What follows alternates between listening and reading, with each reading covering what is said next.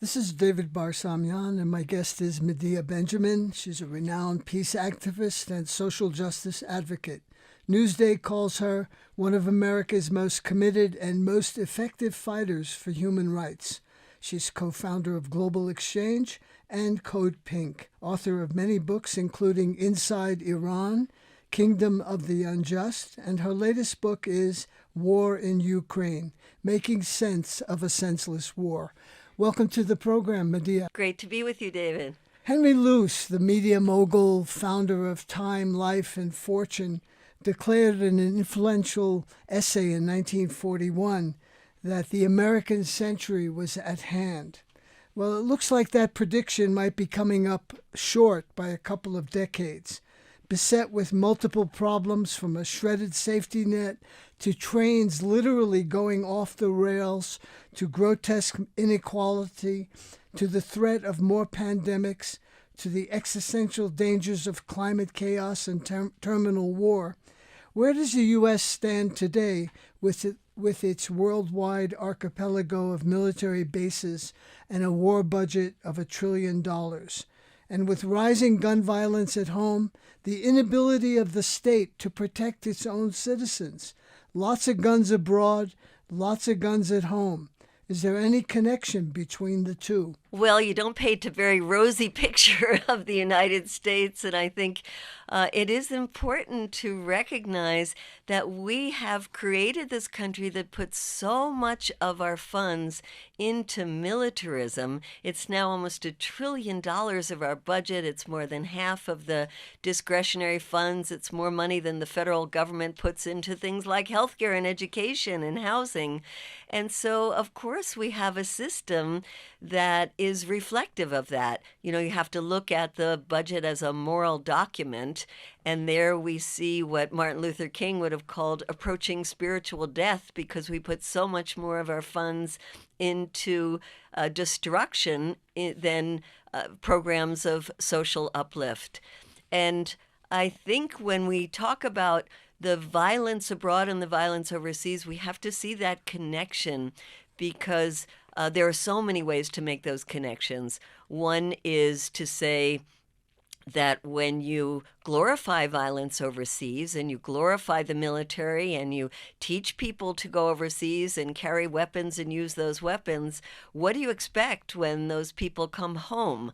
Every time there's a mass shooting in this country, I always wonder, was that somebody in the military? And the majority of cases it was somebody who is learn to train to kill, train to use weapons, oftentimes given preference in our police forces, and the level of domestic violence among people who've been in the military is tremendous.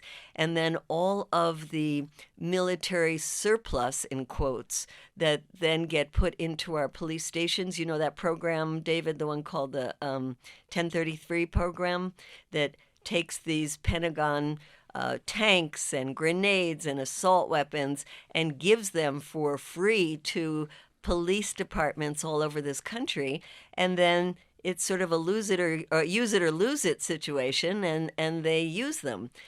So these are just some of the connections, but I think in general, if you look at the issue of where we spend our resources, if we're not putting money into helping people live their lives better, we are contributing to a state of where people are doing more acts of violence, of crime, of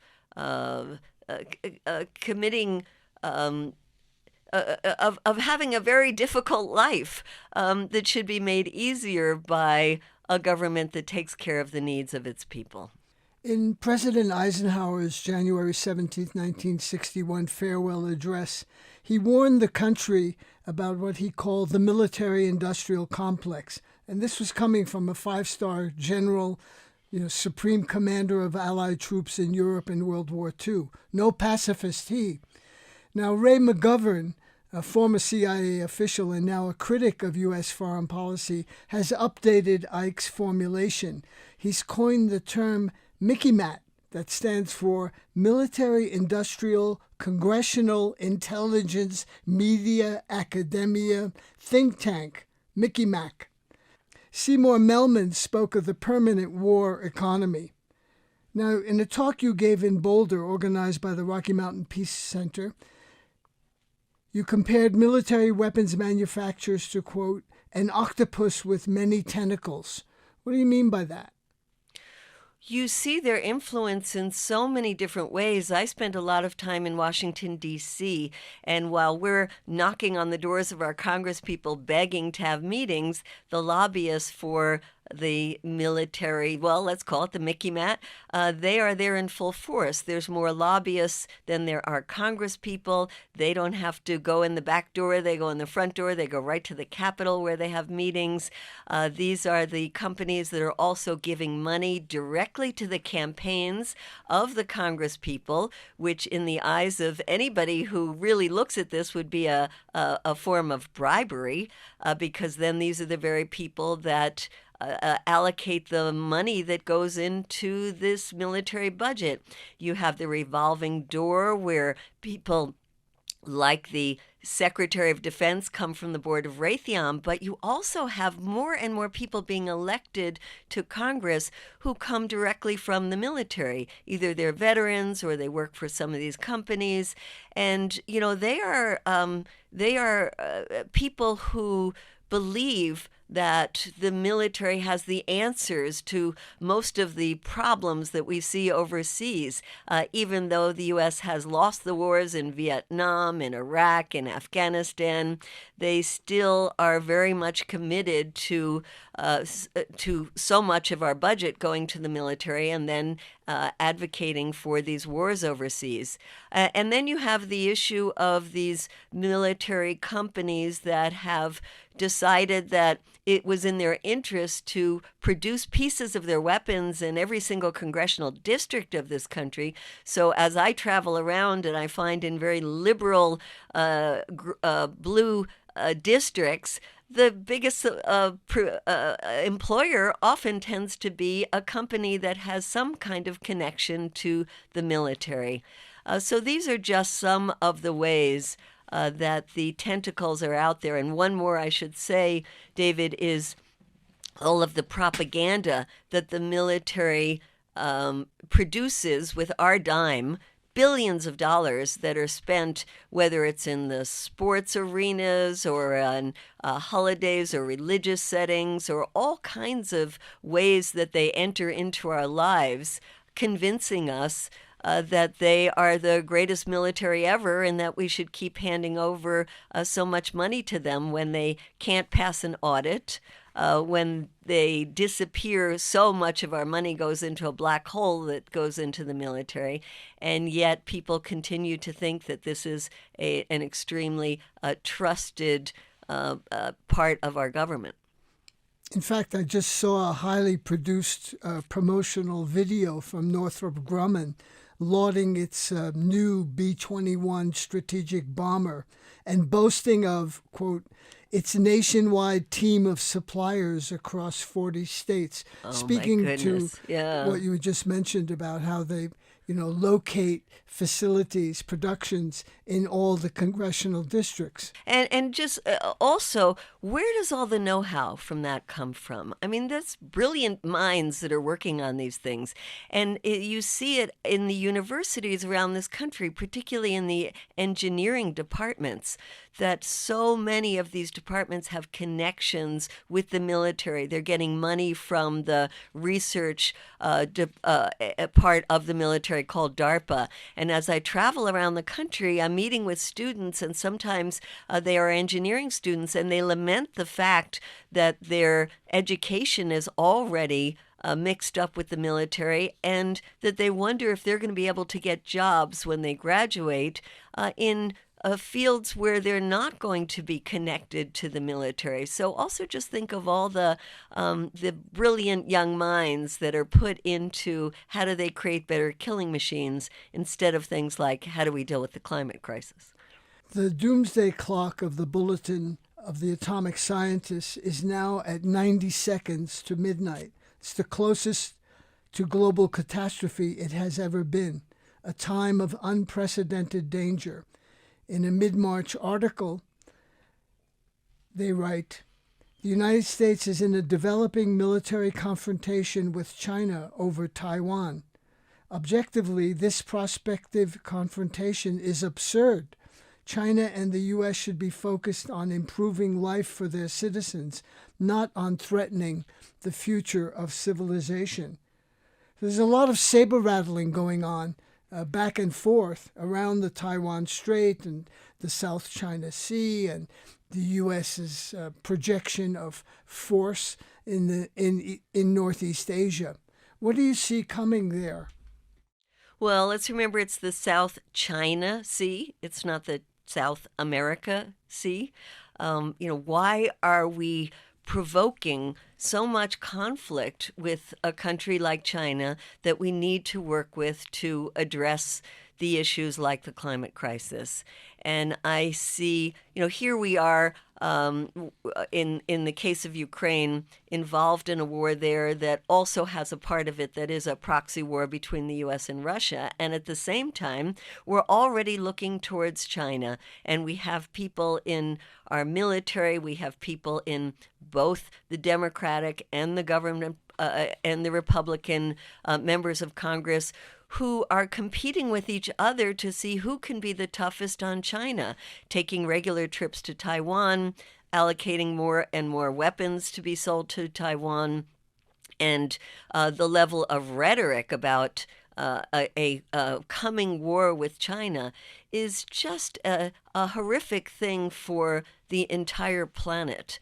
And I think we, as this people who live in this country, have to find ways to get to our, quote, elected officials to say that these wars are not in our interests, that we have no interest in confronting China, and that while China is making friends around the world by producing things that are useful for people and infrastructure projects and leading the world in production of things like solar panels and windmills and high-speed rail, the United States is still stuck in a war economy.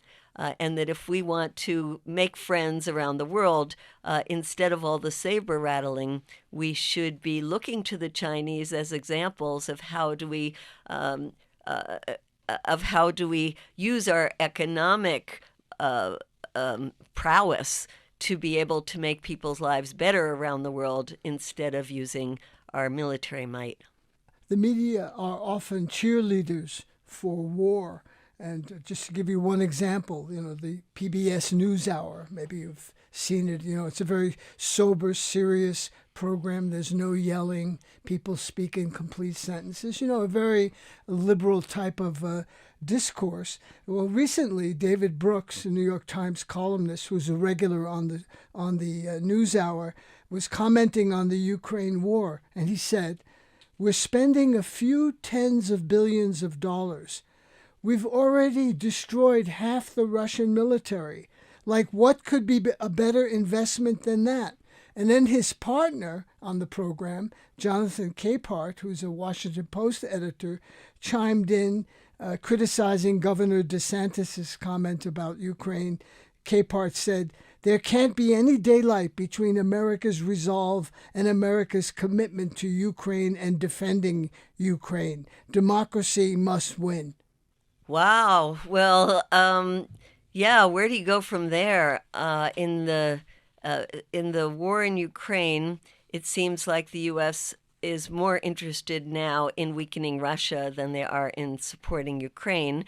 And I feel if you were really interested in supporting Ukraine, our government would be focusing on how do you get to negotiations as quickly as possible. I don't know if you saw one of our recent CODEPINK interventions when Anthony Blinken was speaking in Congress, and I got up and said, the American people don't want to keep funding an unwinnable war that could lead to World War III or a nuclear conflict. If you don't like the Chinese peace plan for Ukraine, where is your peace plan? And I think that's what we have to focus on, not how can we destroy Russia, because, you destroy Russia, even if you were successful in doing that, imagine what would come after. I mean, look at what the U.S. has done in its interventions in trying to overthrow governments in places like Iraq and Libya and Afghanistan, you get something worse than what you came in. And while we condemn the Russians for the invasion, what this invasion is doing is giving justification for massive more money for the U.S. to spend on these weapons of mass destruction, and it's also causing Russia and China, that we were just talking about, to spend a lot more money on their military, and the Europeans to spend more money on their military. So anybody who wants to see a demilitarization of the entire world has to work for an end to the conflict in Ukraine, and the only way to end that is through negotiations. And moving back to China, just to give listeners a sense of where they might be coming from, President Xi criticized Western countries for their, I'm quoting now, all-around containment, encirclement, and suppression of China, led by the United States. He said it has, quote, brought unprecedented severe challenges to our country's development. So they have, a stake in this game, obviously, and their perspective is that they're being surrounded by U.S. military bases and are being threatened. Absolutely. I mean, that's why I say, it's the South China Sea. Why is the U.S. Navy there? Why is the U.S. military surrounding them? Why are we now putting bases back into the Philippines? Why do we have bases in Japan and South Korea, all over? The fact that the U.S. has over 750 military bases around the world makes the U.S. the largest military power around the world, but is really part of the old dinosaur. The way of looking at the world, that we can control things by putting our military footprint there. And China is certainly threatened by the U.S. presence in the region, is threatened by the war games that the U.S. continues to play out in what would it look like to have a war with China. And this is, in some ways, the death wish of people in this Mickey Matt complex who are really contemplating what it would be like to have a war with China. So let's go back to this whole idea of how do we move our economy from one that is based on a war economy to one that is based on a peace economy? How do we build up a real movement in this country that demands that we stop putting this massive amount of money into having this 750 military bases around the world? How do we rein in that military-industrial complex? And, that's part of what CODEPINK has been doing for years and years in programs that we have, like Divest from the War Machine, where we go to cities and push for divestment. We go to universities and push for divestment from the big military contractors. And we also go to members of Congress and we ask them to take a pledge that they won't take money from the five biggest weapons companies. Those are things that we can do on the grassroots level to try to build our way up to having this kind of effective pressure to take money out of the military and put it back into people's needs. And what are some techniques of getting beyond the choir in this quest to build a movement to roll back militarism and U.S. imperialism? How do you talk to people who are diametrically opposed to everything you stand for? Well, at this point, it's not even so much diametrically opposed to everything we stand for. It's how do we get people who agree with us on so many issues to recognize that the putting $1 trillion into the military is actually affecting their ability to get a universal health care system, for example, or to get the cancellation of student debt, and we should go further than that, which is free college education for anybody who needs it and wants it. How do we convince people in the environmental movement that they must see the direct connections between militarism and war and destruction of the environment? How do we bring these movements together? And that's something that those of us in the peace movement have been trying to do over the years, and reaching out to these different movements, being allies, coming out for them when they're doing demonstrations, when they have bills in Congress. But it's been it's effective in some ways. If you look at things like the Poor People's Campaign, which is a group that has recognized since the beginning, taking Martin Luther King's opposition to poverty, militarism, and racism, and adding the issues of the environment into there. That's a movement that integrates a lot of these issues, and we have to do that and build that up across these different sectors. So yes, it would be interesting and important on specific issues like Ukraine to reach out to people who are opposed to us in many other issues, but agree with us that we shouldn't continue the blank check and there should be negotiations. But in the meantime, we have a lot of work to do to build up, even in the progressive movement, the links, the understanding, and get them on board to be pressuring with us at times like this with the Ukraine war, to be getting their members, the massive amounts of people who work in the environmental movement, to understand that they have to join us in calls for peace talks.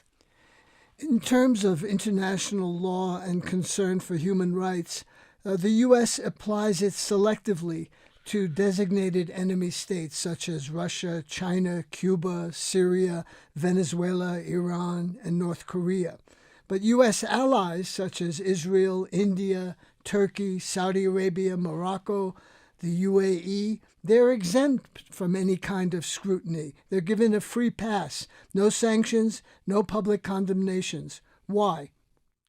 Because the U.S. is so hypocritical that it applies this issue of human rights and democracy in a kind of weaponized way to divide the world between good and evil.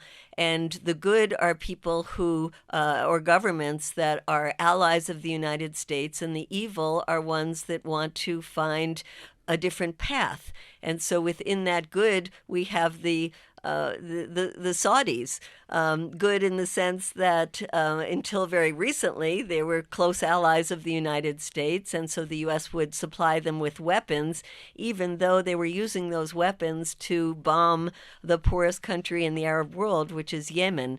And you have so many examples, as you put out, of the hypocrisy of the United States. And this comes in when we want to condemn Russia for its illegal invasion of Ukraine, for its war crimes that it's committing, and yet so many countries and people around the world say, well, yeah, maybe that's true, but who is the United States to be leading this charge when the U.S. did something similar in its invasions of Iraq, its invasions of Libya, the lack of accountability for U.S. war crimes, the U.S. wanting to pretend that it believes in international law, but it only does it when it's to the U.S. advantage.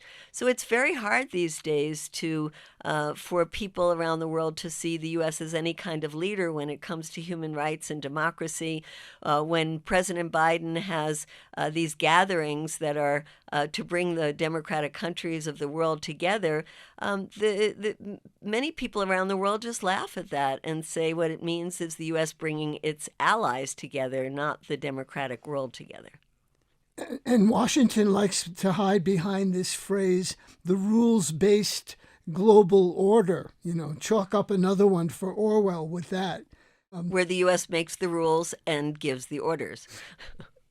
Speaking of Orwell, in his classic 1946 essay, Politics in the English Language, he wrote, "In our time, political speech and writing are largely the defense of the indefensible." And it's a lexical minefield out there. What kind of techniques would you recommend to decode propaganda and to, peel away the layers of deceit and distortion that so much of the media are enveloped in? Well, I guess I would turn that around and ask you, because you're part of this media and do such a good job by giving people alternatives.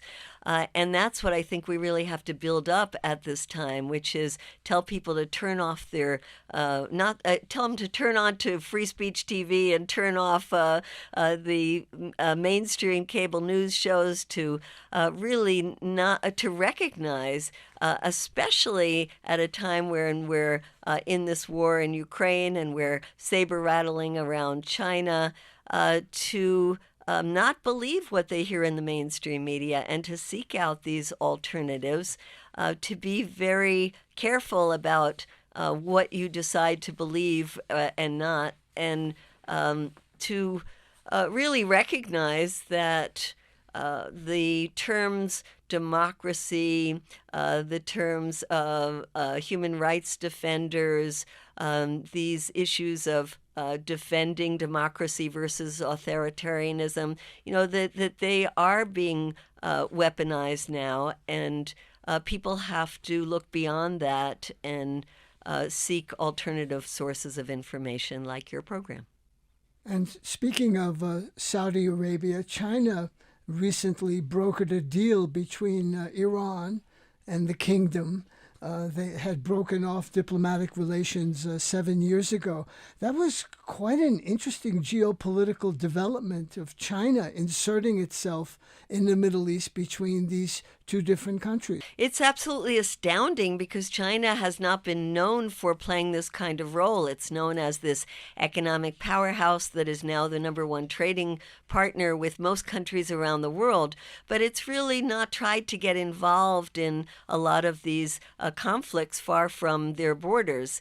And so when you see them brokering this extraordinary deal of these two arch enemies that have been at each other's throats, it is something that has made many countries around the world stand up and say, aha, maybe China could play a positive role in trying to mediate some of the global conflicts, because countries around the world have good relationships with China because of the economic developments that China is part of, and that gives China a lot of leverage. When you look at now, for example, with Russia and Ukraine, China has leverage with both countries because it has had strong economic ties with both of those countries. So I think this Saudi-Iran deal is a game changer, and it's a game changer in the Middle East, and it could be a game changer for the role that China might play in the future. And China's BRI, Belt and Road Initiative, is not just in West Asia, but Latin America, Africa, literally worldwide investment by China. Absolutely. And then you have the economic entities like the one known as BRICS, which is Brazil, Russia, India, China, and South Africa, that is extremely powerful. And now so many other countries want to join in that, and they're having their own bank and their own lending institutions, and more of these economic entities that are starting to get around the dollar are being strengthened, with the U.S. abusing its role as the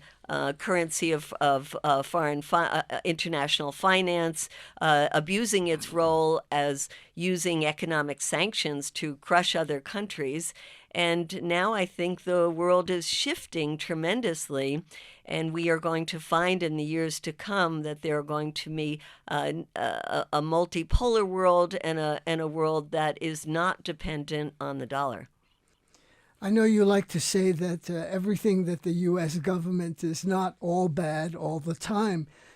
Maybe one example, this year marks the 75th anniversary of the UN Declaration of Human Rights, in which Eleanor Roosevelt played an instrumental role in drafting that document. Well, yes, and the U.S. has in the past played roles of trying to mediate in some conflicts. We see the Camp David Accords. We see the U.S. involvement in the agreements in Northern Ireland that stopped the fighting there. It's that in recent times, the U.S. has decided that it's going to, instead of ever trying to play this role of mediator of conflicts, it's going to play this role of choosing a side. And that side is then the side that we nominate as the good side. And so in recent years, the U.S. has lost the ability to play that kind of a role. And wouldn't it be nice if we were able to get back to something like that? It's hard now to see the U.S. playing a role of peacemaker and mediator because we have a State Department that is so much an appendage of the Pentagon. You have somebody like Secretary of State Anthony Blinken, that is somebody who came out of a lobbying firm that was getting contracts for the Defense Department, that has really shown himself to be somebody who is very much of the mindset that the U.S. can continue on this path of trying to be the hegemonic nation instead of playing the role that he's supposed to play, which is a role of diplomats. And diplomats talk to your adversaries. So he should be talking to to the adversaries on a regular basis. And instead, in the case of Ukraine, for example, he has been traveling around the world trying to get countries to send more weapons to Ukraine instead of talking to countries around the world about how are we going to solve this conflict. When you see the number of times that he's met with his counterpart in Russia, Lavrov, since the war began, it is one time that there was a face-to-face meeting that was on the sidelines of the G20 meeting and lasted for all of 10 minutes. So it would be nice if we had a State Department that really put its efforts into peacemaking. You might recall when Dennis Kucinich was a congressman, how he wanted to have a Department of Peace, because the State Department does not play that role. China is pushing back. They're no longer the easy target pushover that they had been for several centuries of being invaded and occupied by foreign powers. And in the case of Blinken, there was one high-ranking Chinese diplomat who said, "You have no right to lecture us about anything." Absolutely. The Chinese came back very strongly. And I think that is a mark of the new era that we're in. You did mention the Camp David Accords, and I don't share your kind of appraisal of them because I think a lot of the problems between Palestinians and Israelis today actually stem from that deal that was made in 1993. The settlement project has continued apace.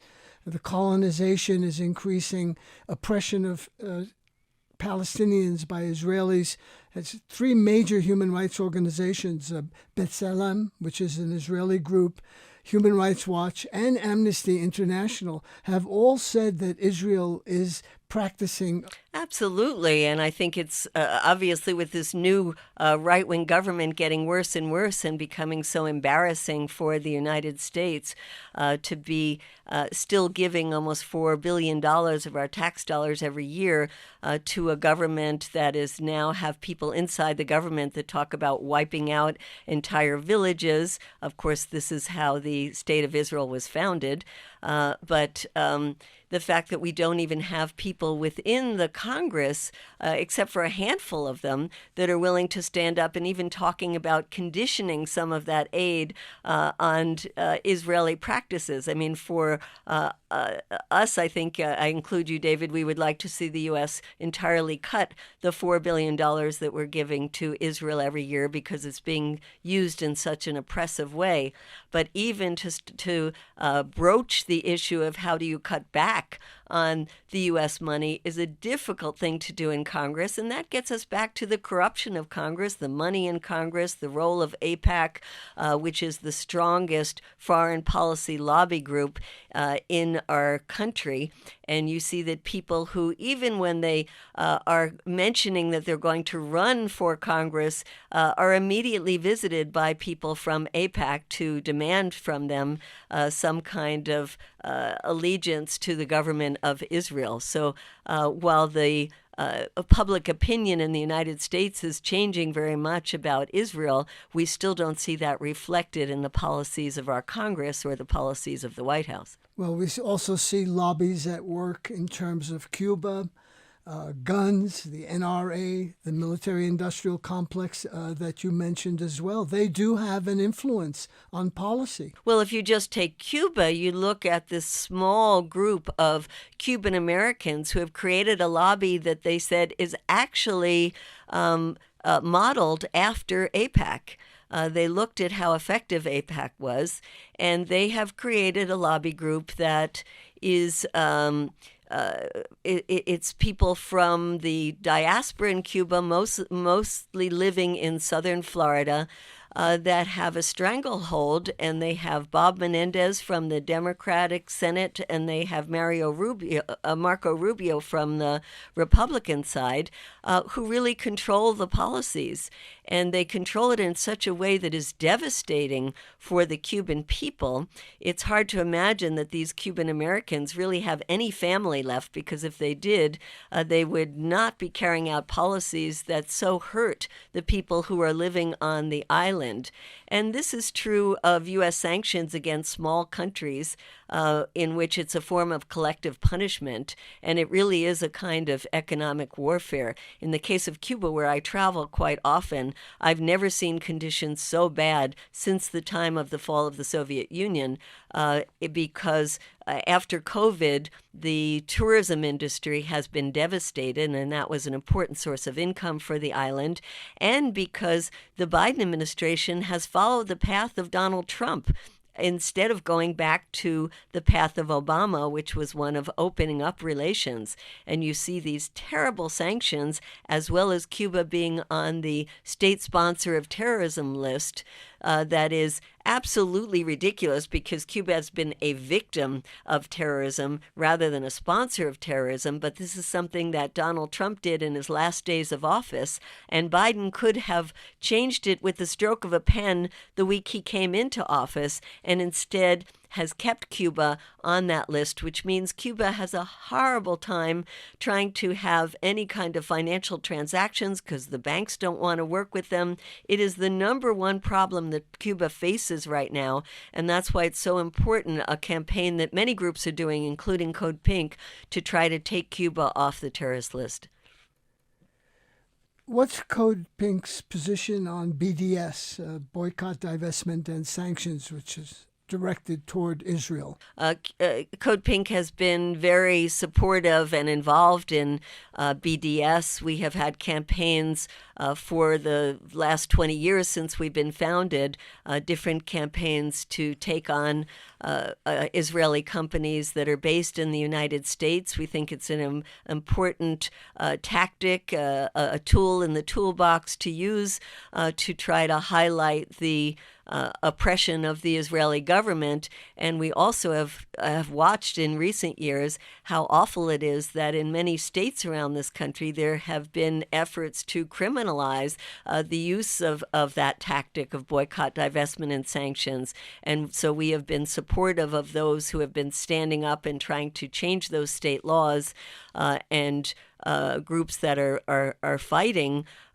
this idea that the BDS campaign should be made illegal in the United States. So we are very supportive and have ongoing BDS campaigns. And there's been an effort to equate criticism of the state of Israel and its policies with anti-Semitism as a way to silence any kind of debate.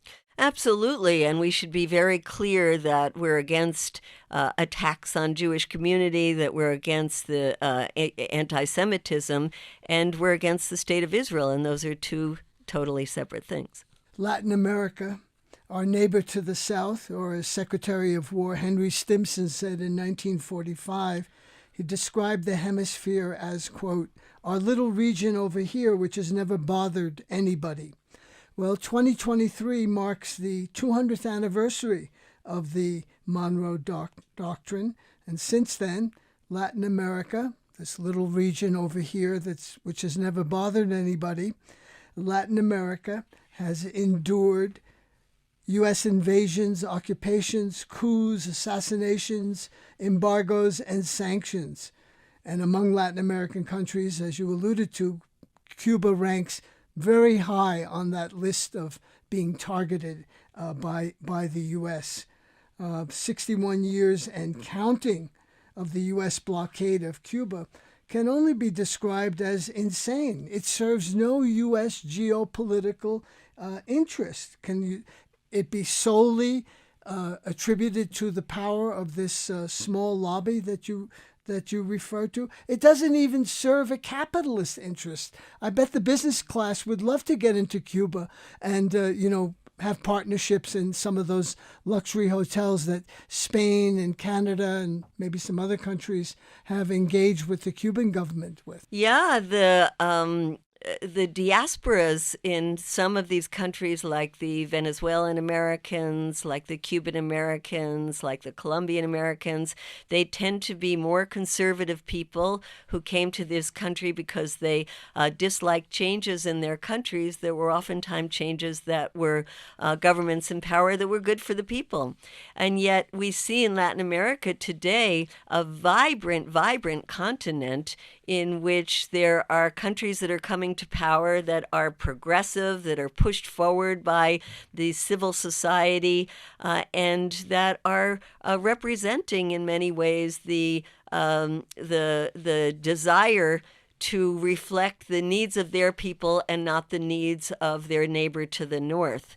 And this is, of course, something that the U.S. has been trying to fight against for many, many years, but is in a position now where Latin America is strong enough to create their own institutions like CELAC, which is an institution that is gaining power and will possibly be replacing the Organization of American States that is very much dominated by the United States and by conservative interests.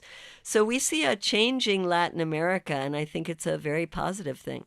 You'll recall that old quip, poor Latin America, so far from God, so close to the United States. But what does it mean to be a leftist in Latin America today? We're not talking about, Che Guevara type led guerrilla movements. It's quite different. Well, there are very strong civil society groups in Latin America. There's very strong women's groups that are still fighting in some countries, very conservative Catholic mores that include a ban on abortions. There are countries in Central America where women are in prison because they have had miscarriages. And so the strong women's groups that are also fighting domestic violence issues.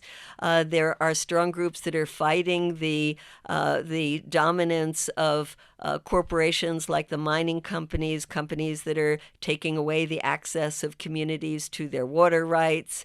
There are strong groups that are fighting for land reform, access to government resources. You see groups like the MST, the landless movement in Brazil, that's an extremely strong movement that helped to propel President Lula back into power. But, these movements are very interesting because while they push forward progressive leaders, they also try to maintain their independence.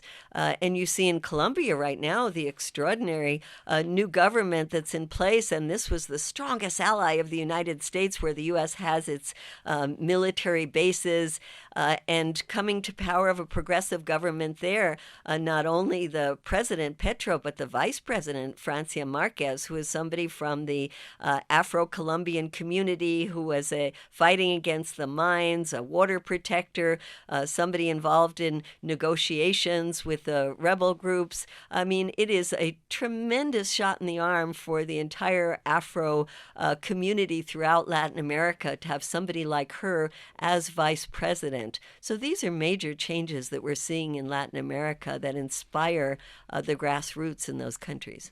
Would you include in that group of progressive leaders Andrés Manuel López Obrador, also usually known by his initials, AMLO? I think AMLO is quite extraordinary. And while there are people who criticize the domestic policies and, of course, the policies that he has had around migration in terms of going along with the United States and trying to keep migrants from crossing into the U.S. border to get the asylum that they rightfully deserve.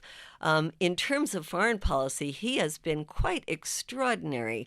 I mean, he has been a leader in pushing for the strengthening of CELAC as an organization that represents Latin America, not the United States. He has been somebody who's come out with issues like supporting Julian Assange and has hosted the brother and the father of Julian Assange in Mexico City. He is somebody that has come out very strongly against the U.S. sanctions on Cuba and says that he wants to create a campaign to get Cuba off of that terrorist list. And so in foreign policy issues, I think he's quite extraordinary. He's also come out and said that he wants to be involved in trying to find a solution to the war in Ukraine and has put forward other leaders, global leaders, to be part of a team. And one other thing about the head who is known as with the initials AMLO is that he talks to his people every single day. And he holds press conferences that last at least 2 hours, Monday through Friday, and takes any question, not like the United States where it's predetermined who's going to ask a question to President Biden and what the question will be. These are really open forums, and hundreds of thousands of people listen to these every single day. And when I ever have time, I like to tune into them because it's just beautiful. It's a just kind of free-flowing conversation that happens with your leader for 2 hours a day. Imagine if Joe Biden would do that all the times he'd put his foot in his mouth. But in the case of Mexico, and there is now a right-wing campaign in the United States against him. And one of the things they say against him is that he's such a demagogue. He talks for over 2 hours a day to his people. I thought that was quite amusing. But I think he is an extraordinary leader in a country that has so much pressure from the United States. About Alberto Fernandez in Argentina and Gabriel Boric in Chile. Well, these are leaders that aren't like rah-rah leftist leaders, but they are progressives, and they are part of a progressive movement in Latin America. And I think that we should see that Latin America today has many different levels of, which are countries that are straightforward socialist countries like Cuba, and which are countries that would consider themselves more along the progressive line and don't want to be dominated by the United States. And I think that's something that unites a lot of countries in Latin America today. And when you look back at that summit of the Americas that Biden had in Los Angeles last year and see that so many countries stood up and said, if you're not inviting all of Latin America, we're not going to come either. And that's what the president of Mexico started. And then other countries started saying, we're not going to come, or use their ability to come, like the head of Argentina came, and he used his time here to say, you have to stop interfering in the affairs of Latin America in a negative way. You have to stop these sanctions that are so harmful. And the hypocrisy of the United States of saying, we want to get to the root causes of migration, and yet continue to have a stranglehold on countries like Cuba, Nicaragua, and Venezuela that make it so difficult for people to feed their families and are indeed part of the root causes that cause so many of them to leave their countries. So these were things that the governments of Latin America have been saying to the U.S., and it's an important role that they're playing, even if they're not socialist governments. Talk about Xiomara Castro of Honduras, the first woman president of that Central American country, and by the way, the wife of Manuel Zelaya, who was overthrown in a coup. He was democratically elected, overthrown in a coup in 2009. How is she doing in Honduras? Well, it's very difficult because when there's a change of government at the top level, it doesn't mean there's a change in the national assemblies. And oftentimes, as in the case of Honduras, it's still in the hands of very conservative people who try to trip her up all along the way. And make it very difficult to make the kind of transformations that people like Xiomara Castro would like to see. So it is very exciting to have people like her come to power. It is a vindication of the coup against Mel Zelaya, and it is so important for the people in Honduras who are fighting very, very difficult fights for their land rights, for their water rights, and fighting the terrible violence that exists in their communities. And so it is inspiring to have a progressive coming to power, but we shouldn't think that that is enough to make transformations in countries that are still controlled not only in the national assemblies by conservatives, but also they have the economic power. And it's very, very difficult to wrest away that power from those elites who have had it for so long. Talking about change and how it happens. I mean, some people advocate for tinkering around the edges, incremental change, one step forward, 2 steps back, 3 steps forward, etc., versus fundamental structural change. No more crumbs. We want the bakery. Yeah, well, I don't know. In this country, I'm starting to think that that there is going to have to be a really massive uprising in this country against the entire system, because every time we're trying to tinker around the sides, I mean, we get so little. I mean, look at these poor students that get saddled with a debt after they do their part to learn and try to contribute to society by having more knowledge.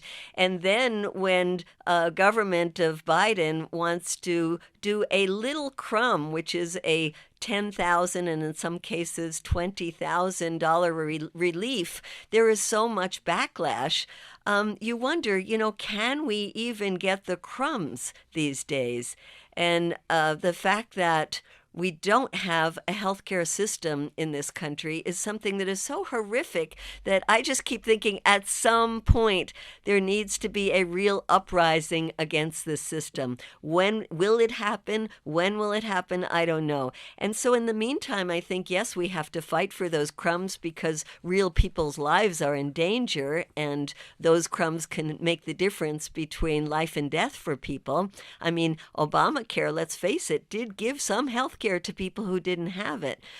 It's certainly not good enough. So we fight for the crumbs in the meantime, but what we want is the whole pie. You mentioned Julian Assange. He's of WikiLeaks. He's facing extradition to the United States. Talk a little bit about the role of whistleblowers. We mentioned Ray McGovern, Edward Snowden, Chelsea Manning, John Kiriakou, and others in years like gone Daniel by. Ellsberg, yes. Right now, Daniel Ellsberg, of course, is facing he has a terminal illness. Philip Agee, John Stockwell, in years gone by. Well, so much of what we know today about the wrongdoings of our country come from these whistleblowers, whether it's whistleblowers who help us learn about the abuse and corruption domestically, or whether it's these whistleblowers that really teach us about what our government is doing overseas. And so I think that we need more whistleblowers, and that we should be encouraging whistleblowers, except you see how the government goes after these whistleblowers. And, thank goodness people like Daniel Ellsberg were not put in prison for the rest of his life. But look what's happening to Julian Assange, and facing 175 years in prison. I mean, he has been tortured. And the fact that the Biden administration has not dropped the charges and continues to try to extradite Julian Assange is just a terrible crime. And I see the way others who have come forward, like Tom Drake and others post 9/11 who came forward, have had their lives really upended. we as a community have not been good enough about supporting these whistleblowers at times. And so it makes it difficult for other people to come out. I mean, the fact that Snowden is now stuck in Russia, I can't imagine what his life is there now. He's probably pretty miserable being stuck in Russia. And wouldn't it be nice to be able to welcome Snowden back into the United States as the hero that he is? I think a lot of people who may have supported the Iraq invasion and occupation were sobered up by that video that Chelsea Manning released showing U.S. helicopter pilots, giggling, chortling as they were shooting down unarmed Iraqis in the streets of Baghdad. But talk about combating despair and cynicism. And how do you do that? And I just want to quote that great social philosopher, you may know her, Lily Tomlin. She said, no matter how cynical you become, it's never enough to keep up. I think countering despair is activism. And every time I get a little too cynical and feeling like maybe none of this is, the activism is worth it, I actually push myself to get out again. And then I get excited, whether it's going out to a protest, whether it's protesting myself in the halls of Congress, or whether it's going out like I am now on a speaking tour around the issue of Ukraine with my new book. It's been really exciting to get out. COVID was such a horrible time when so many of us were cloistered away and didn't have that kind of social activity. And we are social animals. So getting out and being with each other again, having these in-depth conversations, talking about new strategies that we can use, it really is activism that puts you in contact with other people who are hopeful, who do believe that we are agents of change, that we can make things better. And certainly it's that kind of community that gives us this impetus to keep going, and we have to surround ourselves with people who are hopeful. The Canadian artist, poet, singer Leonard Cohen sings in Anthem, "There's a crack in everything. That's how the light gets in." Where do you see those cracks, those openings today? Well, the last time I was in a hearing in Congress, I heard this conservative Republican questioning very deeply about how long we're going to continue in this fight in Ukraine and where is this leading? And I talked to him afterwards and I said, why were you doing this kind of hard questioning? And he said, I hate war. And he told me that there are many people in his committee that have stocks in the weapons companies and that this is a big racket. And I looked him up, and indeed he's in one of the reddest districts in Tennessee. And here is a guy telling me that he hates war. And it reminded me of another right-wing Republican who during the Iraq War was the guy who coined the phrase freedom fries because the French wouldn't go with us into the war in Iraq. And so he said, we can't have French fries in the cafeteria anymore. We have to have freedom fries. And he, after going to the funerals of the young men in his district that died in the Iraq War, changed his mind and became one of our greatest allies in the fight against the war in Iraq. So those are certainly some cracks, and there's lots of them out there, and we have to look for them and cultivate them. Langston Hughes, the great African-American poet, wrote a poem called Dreams. Hold fast to dreams, for if dreams die, life is a broken-winged bird that cannot fly. Hold fast to dreams, for when dreams go, life is a barren field, frozen with snow. So what are your dreams? Who and what inspires you? I am very inspired by people who choose different lifestyles, who are trying to build the kind of communities that we want to live in, to reorganize those communities so that we're not dependent on cars, we're not dependent on living in isolated suburbs, that we can show people that life can be really exciting by having communities where everything we need is in a 15-minute walking radius, redesigning the way we live our lives so that we're not in these isolated nuclear families. I come from the 1970s when we had communes, and I think there's something beautiful about living in community. And I am inspired by young people who are going back to that. I try to live as much in community as I can. And I'm inspired certainly by the people that I meet all around the world who are facing such desperate situations and yet are dedicating their lives to making the lives of their communities better. So there's always great inspirational people that we can look towards. They don't have to be the leaders of a country. They don't even have to be the leaders of a movement. I think they have to be people who are part of a movement and are giving their lives to making not only their own lives better, but the lives of the people in their community. Medea Benjamin is a renowned peace activist and social justice advocate. She's co-founder of CODEPINK. Her latest book is War in Ukraine, Making Sense of a Senseless War. Thanks very much for your time. Thank you, David. Good talking to you. I'm David Barsamian. Thank you for listening.